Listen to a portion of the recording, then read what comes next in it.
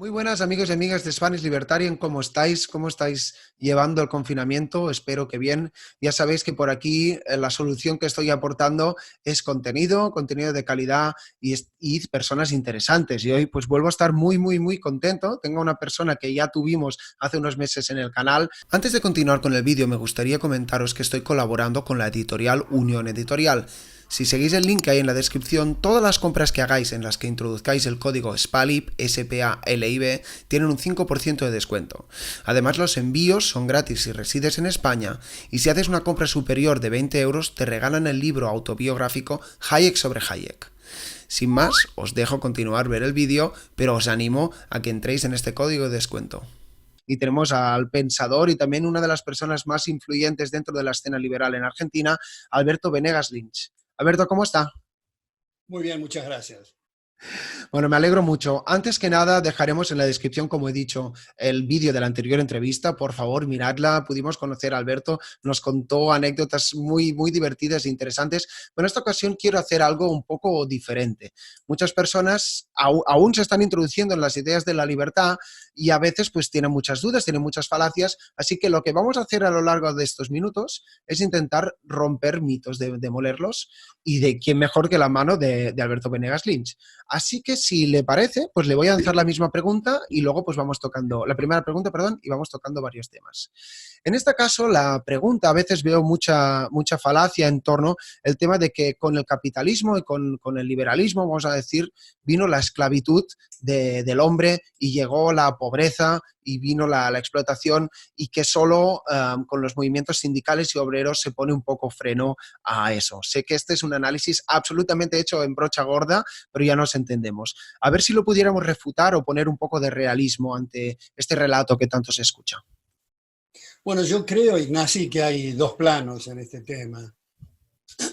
Uno se refiere a la cuestión puramente histórica, puramente factual, puramente estadística, de qué es lo que ha ocurrido desde que las ideas de Sidney, de Locke y de tantos otros pudieron plasmar primero en Inglaterra y en otras partes, después en otras partes del mundo, donde hubo un contraste enorme de gente que ha podido salir de la enfermedad, la miseria y la pobreza, que ha podido estar en situación, digamos, el obrero medio, en ventaja respecto a reyes y a príncipes de la antigüedad, que había una infección en una muela y morían, y los olores de los castillos eran realmente repugnantes, sin baños y sin cuestiones elementales. Desde luego que ha habido quienes han puesto palos en la rueda para estos progresos y han retrasado y a veces han paralizado el progreso porque no han comprendido que en realidad el único factor, y subrayo es absolutamente el único factor que permite incrementar ingresos y salarios en términos reales, son las tasas de capitalización.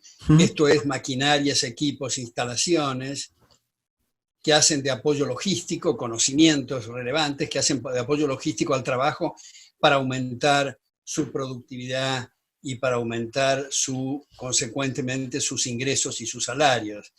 Entonces, cuando decimos que Canadá es un país que tiene un progreso mayor que Uganda, no es porque el canadiense sea un individuo más generoso, a lo mejor el ugandés es más generoso, pero es irrelevante en ese sentido la generosidad, sino cuál es el stock de capital, cuáles son el volumen de ahorro interno y externo que hay en ese país, que, como digo, hace de apoyo logístico. A veces lo ilustro diciendo que no es lo mismo pescar a cascotazos que pescar con una red de pescar, Claro. no es lo mismo arar con las uñas que arar con un tractor. Los equipos de capital, las instalaciones y los conocimientos relevantes hacen de apoyo logístico. Por eso es tan importante seguirlo a Karl Popper en ese sentido, especialmente La Sociedad Abierta y sus enemigos, donde subraya que es más o menos irrelevante quiénes sean las personas de los gobernantes. Lo relevante son las instituciones para que, y cito textualmente a Popper, el gobierno haga el menor daño posible. Uh-huh. Perfecto, bueno, muy de acuerdo con este análisis. Seguimos, digamos, analizando estas falacias que a veces uno se puede escuchar. Hablaba usted de medios de capital. A ver cómo pudiéramos también desmontar esto de que el capitalista y el patrón pues es el que tiene los medios de producción y él se aprovecha del trabajo y de la plusvalía del obrero. Sé que esto es como la base marxista, pero al final hay que ir a la raíz porque de ahí es de donde salen las ideas. Hablemos un poco de movilidad social. ¿Hay más o hay menos movilidad social con un sistema capitalista o precapitalista o socialista? Bueno, yo creo que también es interesante esa reflexión para ver que la voluntad del empresario es irrelevante a los efectos de los salarios. También habitualmente pongo el ejemplo. Supongamos que el más millonario del orbe llega a la India y pregunta cuánto cuesta pintar mi casa. Y le dicen 1.000. Entonces él dice, pero como mi cuenta corriente es muy abultada y yo soy multimillonario, voy a pagar 50. Ergo, no pinta su casa. Es 1.000. 1.000 o 2.000 o 500 o lo que fuera, es consecuencia de las tasas de capitalización. Si hay consumo de capital, hay baja de salario. Si hay aumento en las inversiones, hay aumento en los salarios e ingresos en términos reales. Por más que el comerciante quisiera que ocurran otras cosas, es indistinto. Por eso a veces se dice, bueno, pero hay que prestar especial atención y hacer una especie de zoom entre las negociaciones entre el capital y el trabajo. Uh-huh. Eso es, si me permite la expresión, una reverenda imbecilidad. El capital no negocia, el capital son equipos, son cosas inertes. Lo que es la negociación es entre distintos tipos de trabajo. El empresario y el que está contratando o contratado por el empresario. ¿Y cuál va a ser el nivel del salario? No depende de las ganas que tenga quien se emplea o de las pocas ganas que tenga el empleador. Otra vez depende de las tasas de capitalización. Por eso me parece que cuando un gerente dice, yo quiero que mi oficina esté entelada de celeste y la música funcional sea de Mozart, y quiero 3 aparatos de televisión y 2 computadoras, cuando se lo dan, no es por generosidad, es que si no se lo dan, no lo tienen porque es parte del salario no monetario. Uh-huh. Y así, cuando se da una obra social o cuando se da un automóvil o cuando tantas cosas. Entonces, el punto es estimular el ahorro interno y externo a los efectos de aumentar esa tasa de capitalización para que especialmente los más necesitados mejoren su condición. Y respecto a la otra parte, Ignacio, de la movilidad social, hay algo que es un formidable bloqueo a la movilidad social. Por ejemplo, es el impuesto progresivo. Se cree que es una gran revolución poner un impuesto progresivo, que como ustedes saben, para los que nos están escuchando, el impuesto progresivo quiere decir que la tasa progresa a medida que progresa el objeto imponible. Esto quiere decir, el individuo que gana o que obtiene 30 tiene el 10% de impuestos, el que tiene 40 tiene el 20% y así el 30, 60, etc. Esto es, para los que hemos jugado al rugby, significa hand-off, es decir, se está eliminando a los que vienen de abajo, que nunca pueden subir porque los decapitan a cierto nivel. En realidad, y subrayo esto muy especialmente, eso es un privilegio para los ricos, que están en el vértice de la pirámide y que al no permitir que suban o que asciendan los de abajo por el impuesto progresivo, se están creando barreras infranqueables. Entonces, por una parte. Por otra parte, en el mismo impuesto progresivo, altera las posiciones patrimoniales relativas. Esto puede parecer como un tecnicismo, pero no es una cosa sencilla. Esto es, cuando usted y yo y los que nos están escuchando vamos al supermercado, compramos más del producto A, nos abstenemos del producto B, compramos un poquito del C, estamos estableciendo ahí cierta distribución patrimonial, Mm. pero resulta que después aparece el impuesto progresivo que altera todas esas votaciones. Votamos más por tener el producto A y menos el B, y resulta que todo se alteró por un impuesto progresivo. Entonces, es un privilegio para los ricos, altera las posiciones patrimoniales y, por último, subrayo, es regresivo. Es decir, si al más millonario de la comunidad se le cobra el 90% de impuesto a las ganancias, ese individuo va a retraer o contraer sus inversiones, lo cual perjudica muy especialmente al marginal, al que está en la otra punta, que se le carcome y se le disminuye sus salarios. Bueno, muy interesante reflexión y la verdad que es un análisis bastante completo. Volvemos a cambiar de tema, aunque en realidad pues estamos hablando un poco de lo mismo. Hablemos un poco de centralización versus espontaneidad, que parece que la dicotomía va siendo esta. Si le parece, podríamos hablar de precios, de cálculo económico, de alocación de recursos, de colocación de recursos y demás. ¿Por qué, digamos, se cree que solo de manera centralizada, y no es por casualidad, los políticos y burócratas y demás, ingenieros sociales, por qué creen que ellos pueden decidir mejor todos estos temas que hemos ido hablando? El tema de precio, de dónde poner los recursos y, al fin y al cabo, planificar la economía en vez de que lo hagan las personas, como decía antes, espontáneamente.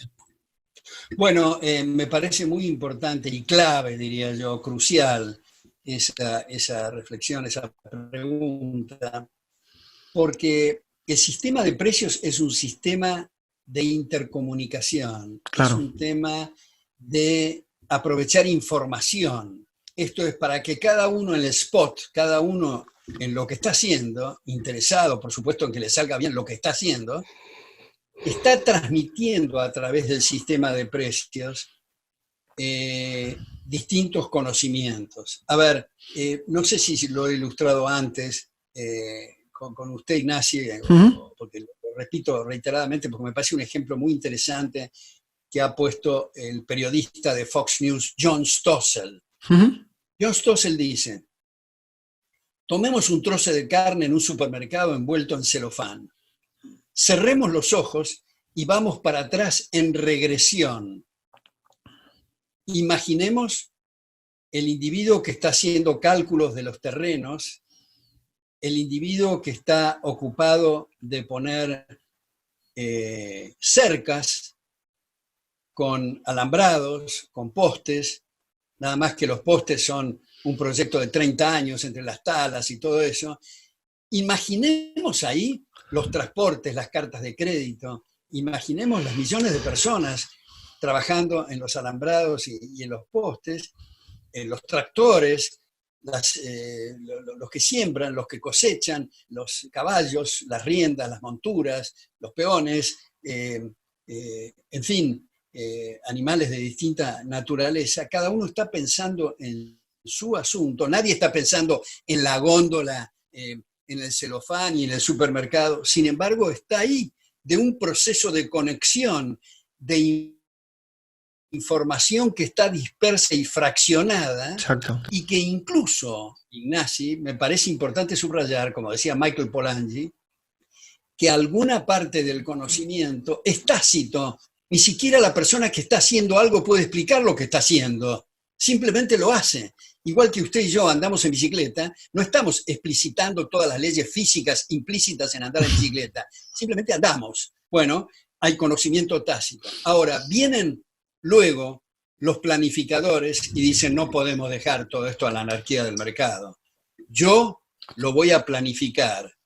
Entonces, desaparece el pedazo de carne, desaparece el celofán, desaparece la góndola y eventualmente desaparece el supermercado. ¿Por qué? Porque en lugar de permitir el conocimiento fraccionado y disperso a través del proceso de mercado, concentra ignorancia.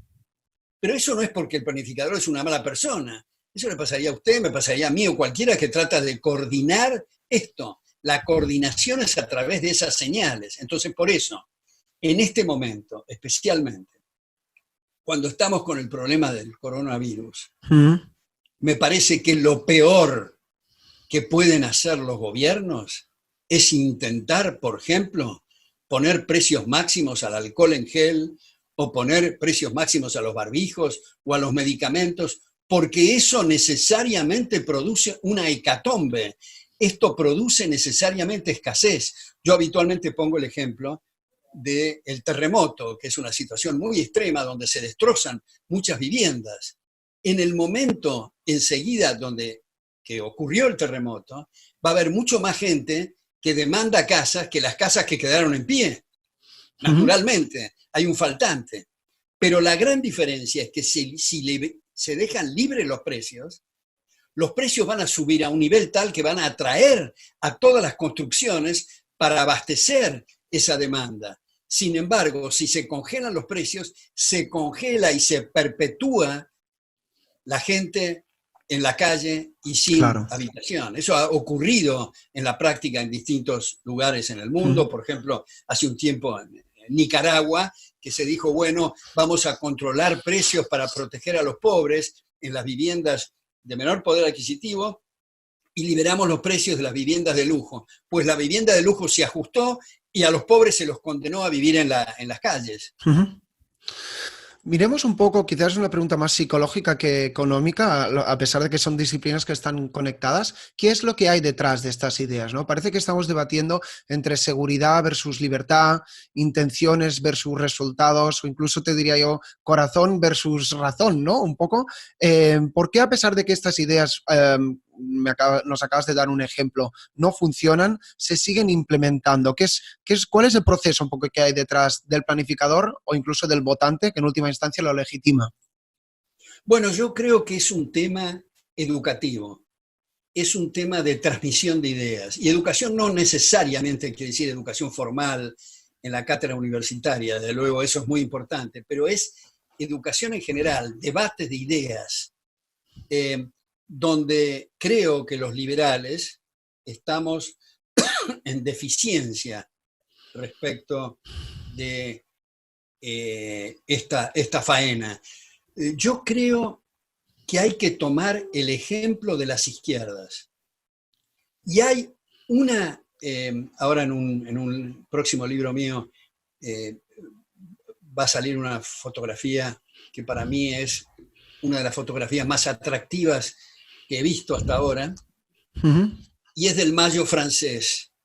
Un graffiti que para mí es el texto más interesante que se ha producido hasta ahora, y es: seamos realistas, pidamos lo imposible. De tanto pedir lo imposible, las izquierdas son realistas en el sentido de que logran establecer sus agendas y correr el eje del debate. Claro. Sin embargo, muchos así llamados liberales son timoratos, son miedosos, no tienen el suficiente coraje y piensan que es políticamente incorrecto el mencionar tal o cual tema, entonces otra vez se dejan correr el eje del debate. Esto no es una cosa de poner ejemplo a la izquierda original mío. Hayek, por ejemplo, en Los intelectuales y el socialismo, ha insistido en este ejemplo, que a veces dicen, bueno, pero en el panorama electoral, en realidad las izquierdas tienen poco apoyo electoral.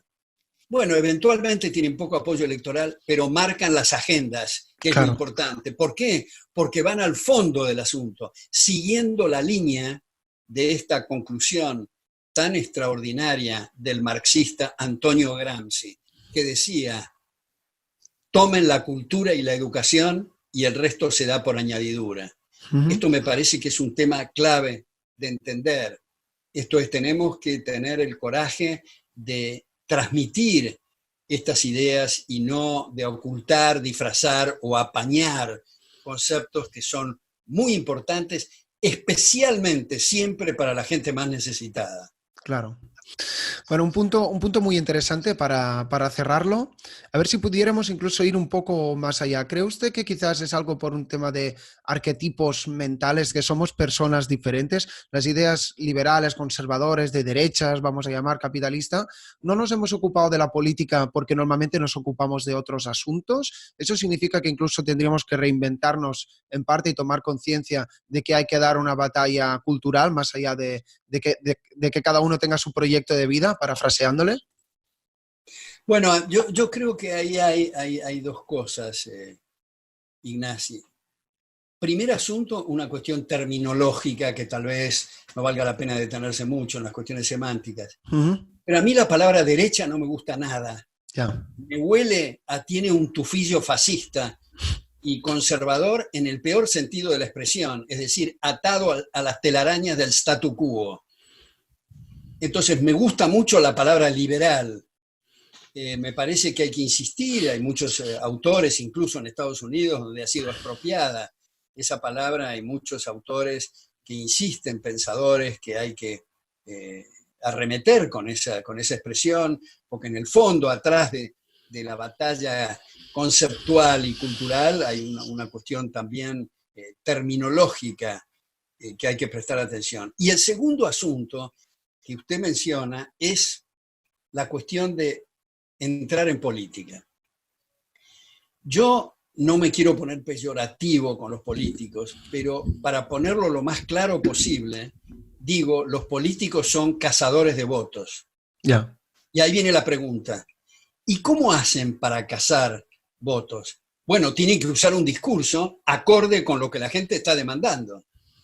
¿Y qué es lo que demanda la gente? Y ahí sí hay que hacer un zoom y mirar a las universidades, mirar a los medios de comunicación, mirar a todo lo que tenga que ver con la educación, y eso es lo que está definiendo el clima de la opinión pública.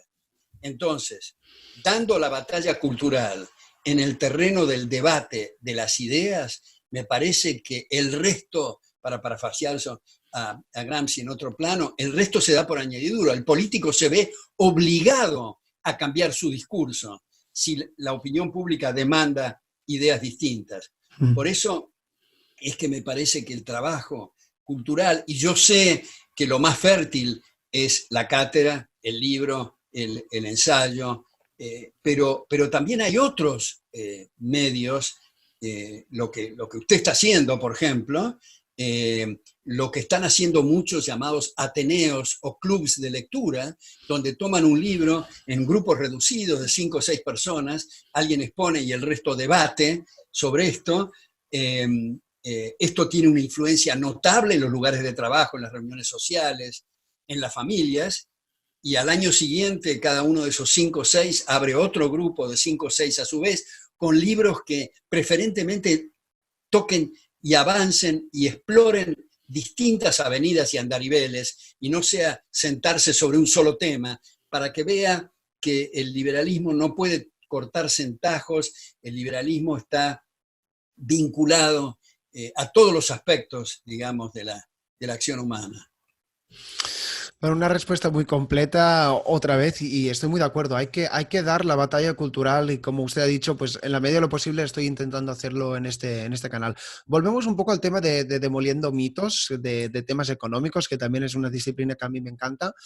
También estoy utilizando mucho las dicotomías porque es algo que a mí me gusta para que todos lo podamos entender, que hay como dos tipos de economistas, los que están enfocados en la oferta, supply side economics, y enfocados en la demanda. A ver si pudiéramos explicar un poco las diferencias para quien no sepa de qué va y otra vez, cuáles son los resultados, cuáles son las intenciones de ambas partes y cuáles son los resultados, que al fin y al cabo es lo que importa.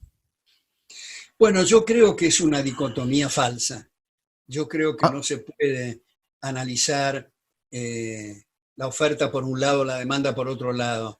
Es lo mismo que en el ser humano, diría yo, no hay que concentrarse solo en una pierna, son las dos piernas o los brazos. Pero, perdón, quizás no me he explicado bien. Me refiero a los economistas que dicen que en momentos de crisis como ahora lo que tenemos que hacer es incentivar la demanda, por ejemplo, que viene a ser un poco como keynesianismo, tal y como lo Bueno, eso es distinto. Vale, Eso es era por ahí mi porque, punto. bueno, esa línea de incentivar la demanda viene más bien de un parentesco keynesiano. Es como si se pudiera primero consumir y después producir. Lo que tenemos que hacer, dicen, para ponerlo muy sobresimplificadamente, es aumentar el consumo.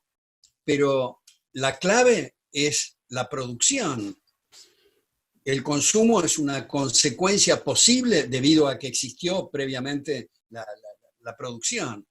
Y la producción a su vez, y volvemos al tema del capital, la producción a su vez depende de procesos de inversión. Y el proceso de inversión es el siguiente. Primer paso, abstención de consumo, subrayo, abstención de consumo. Segundo paso, ahorro, y el destino del ahorro es la inversión. Entonces, como consecuencia de haber una mayor producción en determinado país, determinada región, determinado lugar, es posible el consumir eso que previamente se ha producido. El hecho de los estímulos, por ejemplo, volviendo ahora al tema que estamos viviendo del coronavirus, hay muchos que han dicho que lo importante para que no decaiga la economía es producir una mayor expansión monetaria a través de los bancos centrales. Bueno, los bancos centrales son instituciones nefastas que habría que liquidar, pero aparte de eso, creo que en momentos de recesión, donde hay menor actividad económica, si aumenta la expansión monetaria, los estragos de la inflación son mucho más contundentes. Y nosotros usamos en economía la expresión inflación, pero en realidad nos estamos refiriendo a esa estafa monumental hecha por los gobiernos, que si se acentúa en momentos de crisis como el que estamos viviendo actualmente, se acentúan los resultados otra vez muy especialmente para los que menos tienen. Bueno, realmente complejo el tema y sobre todo la coyuntura en que nos encontramos. Tendremos que ver a ver cómo salimos de esta. Esto si acaso lo dejamos para el final de la charla. Otra pregunta también le pediría brevedad en la medida de lo posible. Es el tema de que la economía es un juego de suma cero. Que si yo gano, tú tienes que perder. A lo que añado yo, cómo es que la gente se da la mano después de hacer un trato. Este es mi comentario. Sé que estamos tocando temas simples, pero quizás a veces está bien como asentar las bases para que todas las ideas puedan entrar bien en nuestras cabezas. Bueno, ese comentario simple que usted hace me parece que es muy profundo. Eso de darse la mano y hacer el trato muestra que siempre en transacciones libres y voluntarias ambas partes ganan. O sea, es un proceso, para seguir con la teoría de los juegos, de suma positiva. La suma cero, como usted bien indica, que se ha desarrollado, Ludwig von Mises establece el origen de esta idea en Montaigne, en Michel Montaigne, donde en las transacciones uno gana y otro pierde, es esa idea de la suma cero lo que respalda en alguna medida, en gran medida, el intervencionismo y el estatismo, sin comprender otra vez que la suma cero se produce cuando hay transacciones forzadas, cuando intervienen los aparatos estatales, cuando hay relación libre y voluntaria, siempre ambas partes ganan, y por eso, y solo por eso, hacen la transacción. Bueno, totalmente de acuerdo. Otro tema, quizás cambiamos un poco de tema jurídico, pero también, como puede ver, al final tenemos un problema en medio y lo vamos como rodeando. También es el tema de los derechos positivos versus derechos negativos, porque parece que liberales y no liberales, cuando hablamos de derechos, parece que incluso terminológicamente, ¿no? Partimos desde puntos de vista diferentes. Un liberal te dirá, ¿no?, que el derecho negativo, entre comillas, ¿no?, para ponerlo así simplificado, es el único que existe, que es el derecho a que me dejes en paz, pero el derecho positivo vendría a ser lo mismo, pero al contrario, ¿no?, de que la sociedad, entre comillas, está en deuda. Sé que es un análisis simple, pero me gustaría hablar también de este tema que lo veo central. Bueno, hay un liberal que es en realidad el responsable, yo creo, en gran medida de ese análisis, que ha hecho contribuciones muy, muy extraordinarias, pero en esta materia, lamentablemente, ha confundido, se ha referido a la libertad positiva y a la libertad negativa. Como ha explicado Hayek y tantos otros, la libertad implica o significa la ausencia de coacción por parte de otros hombres. Sin embargo, se dice la libertad positiva, en realidad se está confundiendo libertad con oportunidad, que son dos cosas distintas. Isaiah Berlin. ¿A qué autor es el que dice esto?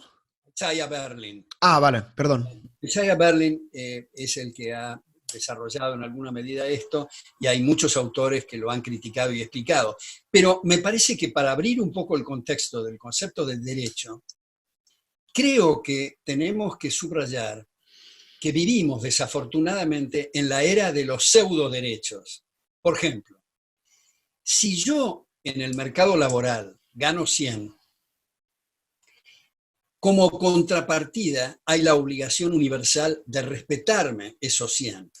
Pero si yo ganando 100 le reclamo al gobierno que me otorgue el derecho de recibir 200 y el gobierno me otorga ese así, entre comillas, derecho, quiere decir que otro o otros se van a ver obligados a darme la diferencia. Y al verse obligado a darme la diferencia, hemos lesionado el derecho de ese otro o de esos otros. Por lo cual significa que hay un pseudo derecho y no un derecho. Me parece que es muy importante esta distinción porque vivimos en la época de que yo reclamo el derecho a una vivienda digna, a una motocicleta con 2 caños de escape, derecho a vitaminas, derecho a hidrocarbonos, derecho a jugar bien al tenis, derecho, en fin. Y ya que menciono el tenis, creo que ilustra bien el concepto del derecho y el pseudo derecho, el concepto que se ha metido también y que suena a prima facie muy atractivo, pero que es falso, es la igualdad de oportunidades. En realidad, en el sistema abierto, lo que se pretende es mayores oportunidades para todos, pero no iguales. No iguales porque nuestros talentos, nuestros físicos y nuestras capacidades son distintas. Decía, si en un partido de tenis yo juego con un profesional, no soy tan malo como voy a decir, pero en fin, si juego con un profesional al tenis y al profesional, y a mí me dan igual oportunidad que al profesional, lo tengo que obligar a jugar con una pierna o a encadenar su mano derecha, digamos, para darme igual oportunidad. En otros términos, la igualdad de oportunidades es absolutamente incompatible contra la igualdad ante la ley. Claro. O todos tenemos iguales derechos o tenemos iguales oportunidades. No hay posibilidad. Y además, cuando se dice vamos a tratar de implantar la igualdad de oportunidades, las consecuencias son, no hay más que ver, digamos, en Cuba, en Corea del Norte y demás mamarrachos, digamos, las lesiones al derecho producen una disminución fenomenal en las oportunidades. Entonces, eso que usted saca, Ignasi, del concepto de derecho, me parece que es algo clave para contrastarlo con pseudo derechos. Yo he puesto, y reitero mucho, así que a lo mejor usted me ha habido este ejemplo extremo en Ecuador, en la Asamblea Constituyente hace unos años, seriamente los constituyentes propusieron incluir un artículo en la Constitución que decía el derecho al orgasmo de la mujer. Esta es una cosa de Woody Allen directamente. Y lo mismo en Brasil, en la Constitución, no la actual, sino 2 anteriores, se establecía en un inciso cuál debe ser la tasa de interés en términos reales. Eso es no entender qué es una Constitución. La Constitución, la Carta Magna desde 1215 en adelante, ha sido para poner frenos y límites al leviatán, al poder político, y no una carta de aspiraciones, de deseos absolutamente inconducentes, contraproducentes, y que, como digo, cuando hay este resquebrajamiento del derecho, se perjudica especialmente a la gente más vulnerable. Me da muy bien este punto que acaba de decir porque le estoy escuchando y me da la sensación que pudiera ser, también otro ejemplo para que nos entienda todo el mundo, como la carta a los reyes, ¿no? Es decir, por ejemplo, tomemos el salario mínimo, está muy bien que haya salario mínimo o no lo haya, esto independientemente, pero una cosa está clara, si el país no es suficientemente productivo y el tejido empresarial no puede pagar ese salario mínimo, entonces eso es un engaño, es populismo y es carta a los reyes. Entonces, no sé, estas ideas como antimeritócratas y demás, este falso derecho, no sé, una pregunta abierta, ¿eh? ¿Hay alguna manera de desmontarlo? ¿Ambas posturas son irreconciliables?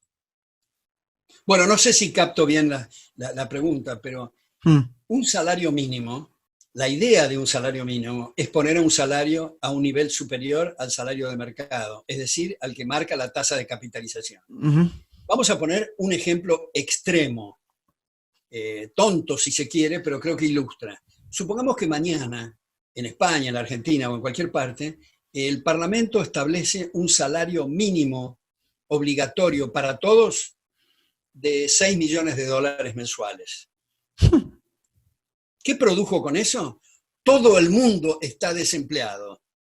Nadie encuentra empleo a ese salario. Ahora, sin llegar a ese extremo, en la medida en que el salario mínimo supera el salario de mercado, se está perjudicando especialmente a los que más necesitan trabajar, que son los marginales. Entonces, el tema no es el voluntarismo, porque si fuera voluntarismo, yo sería partidario de hacer una cosa muy jugosa y mucho mayor que todos los parlamentos del mundo. Tengo ideas creativas en ese sentido y se me ocurren, pero lamentablemente la catástrofe que eso produciría es condenar a la gente a la inanición. Ahora, a veces se piensa, bueno, el salario mínimo está vinculado con los obreros, en fin. No, imaginemos un salario mínimo para el gerente de finanzas, que está ganando hoy, digamos, $20.000 mensuales. Pongámosle un salario mínimo de $50.000. Él se queda sin empleo. Entonces, el punto es que esa llamada conquista social, como otras, son en realidad conquistas antisociales que perjudican gravemente a los que más necesitan. Perfecto, ahora sí, para ir terminando, y quizás no se entendió mi punto anterior, digamos, venimos hablando a lo largo de esta charla como de dos posturas contrapuestas. Entonces, la penúltima pregunta es, ¿hay alguna manera de que estas ¿cómo decirlo?, grupos teóricos dentro de lo que es la ciencia social se pueden reconciliar? ¿Es la democracia justamente la herramienta justamente para que se reconcilien estas dos ideas? ¿O incluso podemos ver en países que ni con democracia, digamos, las instituciones son tan endebles que no hay reconciliación entre estas dos posturas? Bueno, es fenomenal esa pregunta. Yo creo que es clave el concepto de la democracia. Porque, ¿qué es lo que se ha querido decir con democracia desde Aristóteles en adelante, pero especialmente en la época contemporánea, digamos, los Giovanni Sartori o Bruno Leoni? ¿Qué es lo que quieren decir con democracia? Bueno, primero digo qué es lo que no quieren decir. No quieren decir que es un tema puramente numérico. Hay un constitucionalista argentino, que es Juan González Calderón, que dice que los demócratas de los números ni siquiera de números entienden, porque parten de dos ecuaciones que son falsas. Y las ecuaciones son estas: 50% más 1% igual a 100%. 50% menos 1% es igual a 0%.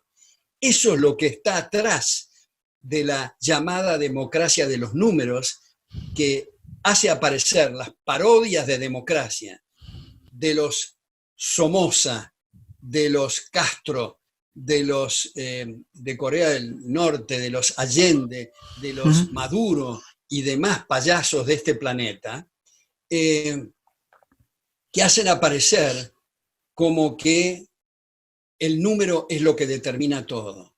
Y en realidad la parte esencial de la democracia es la protección de los derechos de las personas.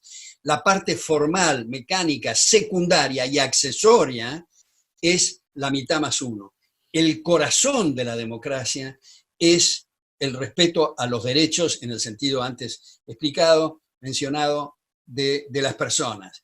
Ahora, en estos momentos estamos observando que en nombre de la democracia se están destruyendo derechos. Entonces, le propongo a usted, Ignacy, y a todos los que nos estén oyendo, que usemos nuestras neuronas y nuestra imaginación para poner nuevos límites al poder, porque dentro de poco podemos encontrarnos que hemos convertido al planeta Tierra en un inmenso gulag en nombre de la democracia. Entonces, para decirlo muy corto a esto, yo he sugerido, y bueno, recomiendo que vean en internet y busquen mis propuestas para el Poder Legislativo, propuestas para el Poder Judicial, propuestas para el Ejecutivo. Y si les parecen extremas mis propuestas, propongan otras, pero no nos quedemos con los brazos cruzados simplemente en el ejercicio bastante infantil e irresponsable de a ver quién gana las próximas elecciones, sin ver que atrás de esto necesitamos revisar nuevamente los límites al poder. Y esto lo ha desarrollado Cicerón en el Tratado de la República hace tanto tiempo, y más contemporáneamente Benjamín Constant, y los autores que le acabo de decir, en el caso argentino, no solo González Calderón, sino Amancio Alcorta, José Manuel Estrada, Augusto Montes de Oca, Joaquín B. González, en fin, Segundo Linares Quintana, y tantos otros en el mundo. Yo diría que es muy interesante en ese sentido ver especialmente un libro de Bruno Leoni que se llama La libertad y la ley. Bueno, ahora sí la penúltima pregunta, siguiendo con este punto que usted ha hecho, que me ha encantado. Vamos un poco incluso en lo que hay antes de la democracia, sería la parte cultural. La pregunta es muy simple. Cuando yo estuve en Argentina, todo el mundo me habló que la grieta, la grieta, la grieta, y digo, bueno, ¿qué es esto de la grieta? Al final ya me enteré y me parece terrible. Entonces, la pregunta es, más allá de las instituciones, que obviamente son muy importantes, ¿qué tan factible es que una sociedad funcione con tanta desunión? Porque al final todos los grupos somos más fuertes juntos, cooperando y demás. Cuando una sociedad ya incluso culturalmente está desunida de facto, ¿se pueden acontecer estos cambios de los que íbamos hablando? Bueno, dos cosas se me ocurren. Primero, que es la segunda vez que me dice que es la penúltima pregunta. Perdón, soy así de... Le digo chiste, le digo chiste. Y segundo, en realidad en la pregunta suya incluyó la respuesta, porque dijo más o menos textualmente, la forma de evitar la grieta y que nos unamos es que todos podamos cooperar. Esa es la clave del asunto. Ahora viene la pregunta, ¿cuál es la forma de cooperar? Ser libres, establecer una sociedad libre. Es imposible hablar de cooperación en un campo de concentración. Claro. Es imposible hablar de cooperación donde hay esclavitud. Y la moderna esclavitud, a diferencia de la antigua, es que estamos atados a través de impuestos absolutamente insoportables, cargas tributarias insoportables, deudas colosales, gubernamentales, regulaciones asfixiantes, manipulaciones monetarias que ya nos hemos referido, claro, que destrozan el ingreso y los salarios en términos reales. ¿Todo para qué? Para financiar aparatos estatales elefantiásicos que nos están chupando la sangre. Entonces yo creo, y esto otra vez, Ignacy, me parece que no, cuando hablamos de la educación y lo citamos a Gramsci y todo lo demás, no es un tema de mala voluntad, no es un tema que chicos y chicas en la universidad sean malas personas. Yo creo que en general son buenísimos, son muy hospitalarios y muy receptivos, pero si no tienen la oportunidad de oír otra campana, si están con su cuadernito todos los semestres durante 5 años oyendo reflexiones absurdas, naturalmente de ahí no va a salir algo bueno. Por eso me parece que el desafío es comprender. Claro. Primero, que los liberales no somos una manada. Tenemos ideas distintas y es fértil el debate entre nosotros. Segundo, nunca vamos a llegar a un puerto o a un punto final. El liberalismo, y eso es lo atractivo y lo estimulante, lo gratificante, es un proceso en ebullición. Vamos descubriendo nuevas cosas permanentemente. Y yo creo que esto hay que transmitírselo, especialmente a la gente joven, del modo más fundamentado y mejor posible. Y yo creo que es un hecho que hay muchas instituciones que se están dedicando a esto, y uno ve las chicas y los chicos que trabajan en esas fundaciones, esas instituciones, no solo en la Argentina, en todas partes del mundo, que hay que apoyar, porque los trabajos que hacen de tesis doctorales, los artículos que publican y demás son de un valor extraordinario. En ese sentido, soy muy optimista. Bueno, no hay cosa que me alegre más que terminar estas charlas con un punto optimista e intentaremos que así sea. Ahora sí que es la última. Normalmente pido a los entrevistados que nos den un consejo, pero en este caso pediré algo un poco más específico, ya que en el momento en que nos encontramos es realmente fuerte e incluso estimulante también se podría decir. ¿Qué consejo darías para la audiencia que está escuchando esta charla? Recordemos que la mayoría son gente de Hispanoamérica. Eh, no sé, para sobrellevar mejor toda esta situación y a ver si pudiéramos aumentar un poco nuestra conciencia también. Bueno, yo creo que habría que distinguir, o hay que distinguir, dos capítulos en lo que nos está ocurriendo. Una son las medidas de prevención que me parece importante establecer para evitar los contagios que son de público conocimiento. Uh-huh. Y al mismo tiempo tener la inteligencia de establecer un balance muy delicado y muy difícil entre costos-beneficios. Esto es mirar el parate que se ha producido en la economía por una parte y por otra parte el tema de la salud. Si todos nos morimos por coronavirus, no hay economía que valga. No tiene sentido estar preocupado por las cotizaciones en Wall Street y ese tipo de cosas, si uno fenece. Por otra parte, también hay que tener en cuenta que la gente puede morirse por no tener pan.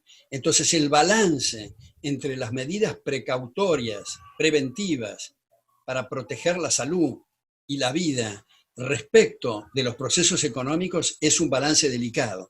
Pero el segundo capítulo a que nos hemos referido antes, y esto es las rabietas de algunos gobernantes de culpar a empresarios, y cuando me refiero a empresarios no me estoy refiriendo desde luego a aquellos asaltantes de guante blanco que tienen alianza con el poder político, sino genuinos comerciantes y empresarios, el atacarlos, el intervenir en los precios, el expandir la base monetaria con la idea de alentar la actividad económica, creo que son peligrosísimas y podemos caer en la pesadilla orwelliana del control y del espionaje. De manera que es un balance muy delicado, pero no es un balance delicado, sino que tenemos que poner todo nuestro empeño para eliminar cualquier iniciativa que pretenda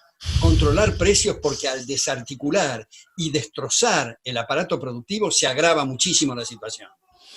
Bueno, efectivamente vivimos en días difíciles y tendremos que estar vigilantes, pero yo creo que escucharle a usted pues siempre es una delicia y como mínimo pues hace pasar mejor la tarde o la mañana o cuando sea que están escuchando esta charla. Se me han terminado las preguntas, llevamos como 3/4 de hora hablando, siempre es un placer hablar con usted. Antes de que despida la audiencia, no sé si quisiera añadir algo. No se me ocurre nada especial. Bueno, Alberto, pues muchas gracias. Espero que esta cuarentena también la pase usted bien. Veo que está rodeado de libros, así que distracción no le va a faltar para revisar las lecturas que son tan importantes. Y nada, que espero que termine de pasar un buen día. Y gracias también a todas las personas que habéis estado mirando esta charla. Recordad que podéis dejar un like, comentar, suscribiros o apoyarme en Patreon. Y espero que toméis en consideración los consejos de Alberto. Dejaremos también la anterior entrevista aquí en la descripción. Alberto, lo dicho otra vez. Muchas gracias por la invitación y gracias por las preguntas tan suculentas. Bueno, se hace lo que se puede, la verdad que usted me lo pone fácil, ¿eh? Gracias por todo otra vez y nos vemos muy pronto.